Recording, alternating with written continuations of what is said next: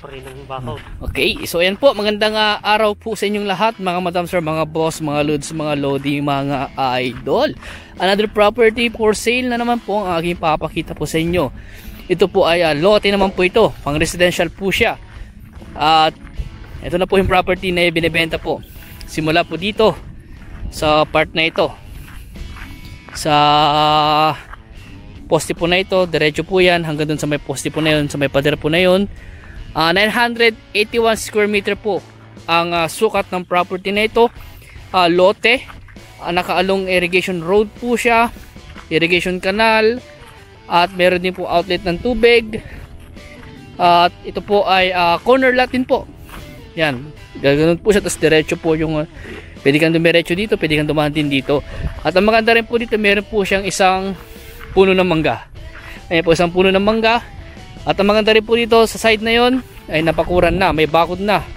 So may pader na po yung side po na yan.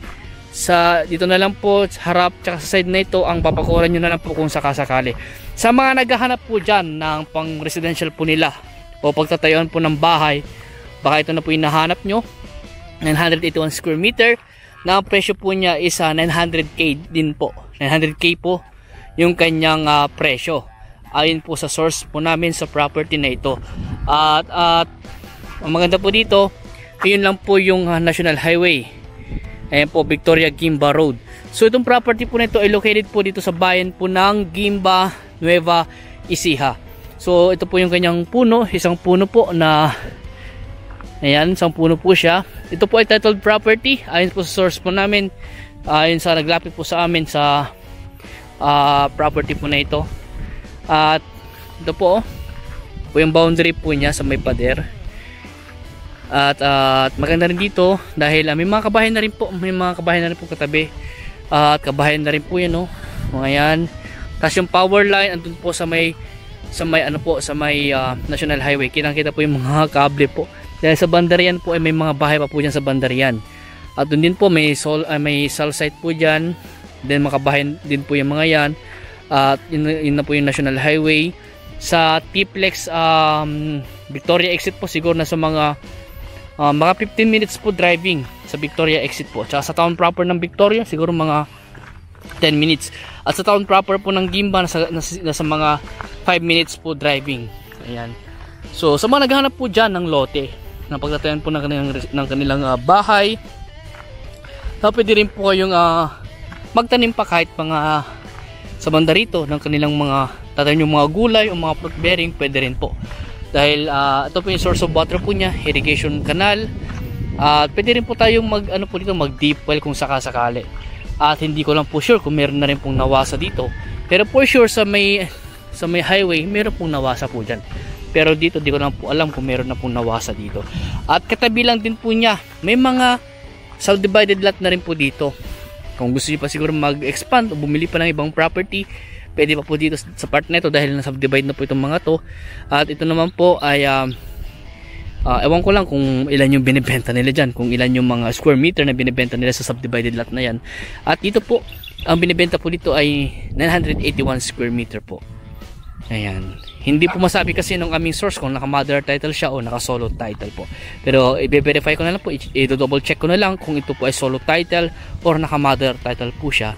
Para makita po natin kung kailangan natin i-subdivide, pa-approve yung plano para magkaroon po siya ng sariling titulo. At kung ito lang po ay solo title, mas maganda na po. Para hindi na tayo magkakaroon pa ng subdivision po kung sakasakali. At itatanong ko na rin po sa aming source kung ito ay tax updated or bayad yung amilyar niya every year. Kung hindi naman po, babayaran po nila yon. At para makakuha po tayo ng ibang mga dokumento na kakailanganin natin para sa pagta-transfer po ng title at magamit po sa pagpapakompute po ng kanyang capital gain tax sa BIR po. At kung ano po, kung may ibang katanungan po kayo regarding po sa property nito, tawagan nyo na lang po ako. Naka-flash naman po sa screen yung aking contact number. At try ko na rin po humingi ng kanyang copy ng title para i-flash ko rin po sa screen at para makita nyo rin po yung titulo ng property nito. Ayan. So ito po yung labasan po ng tubig. Ayan. Para kung gusto nyo po magpatubig, kung gusto nyo tamnan ng mga gulay, pwede rin po. Nasa sa inyo po yan kung kung ano yung klaseng development ang gagawin niyo po sa property na ito o sa lot po na ito. Ayan. Ito po, mga kabahay na rin po yung part na yan. Okay. Kung may katanungan po kayo, tumawag na lang po kayo sa akin. At kung gusto nyo mag-viewing, mag-schedule na lang po kayo ng viewing para masamahan po namin kayo dito sa property at may pakita po namin. At kung gusto nyo kausapin yung seller, kausapin po natin para at least mapag-usapan nyo yung kailangan nyo pong dapat pag-usapan. Kung may mga katanungan pa po kayo regarding dun sa seller, ay masasagot po nila. Ayan. Kung gusto pa i-negotiate yung price, yung mismong seller na po ang kakausapin natin. Kung tatanungin nyo po sa akin kung magkano yung last price o yung kanyang yung last price, ay hindi ko po masasagot. Pwede ko rin pong itanong sa seller o sa source po namin kung magkano yung last price para masabi ko sa kanila. Pero mas maganda rin po sana i-check nyo po muna ng personal yung property para makapag-decide po kayo. At kung nagustuhan nyo yung property at kung gusto nyo kausapin yung may-ari, mas maganda po. At para may negotiate nyo po yung price. And then, para ma-check nyo na rin po yung mga dokumentong hawak nila, yung mga original na title, para makita nyo rin po. Ayan. So hanggang dito po muna. Please, follow and subscribe sa mga bago pa lang sa aking channel sa YouTube. Paki-subscribe po. And then, paki-hit yung notification bell. And then sa aking Facebook po, paki-follow nyo po ako para ma-update po kayo. Para baka sakali, baka ma-feature ko o may video ko po yung mga inahanap nyo na property o farm. Yan.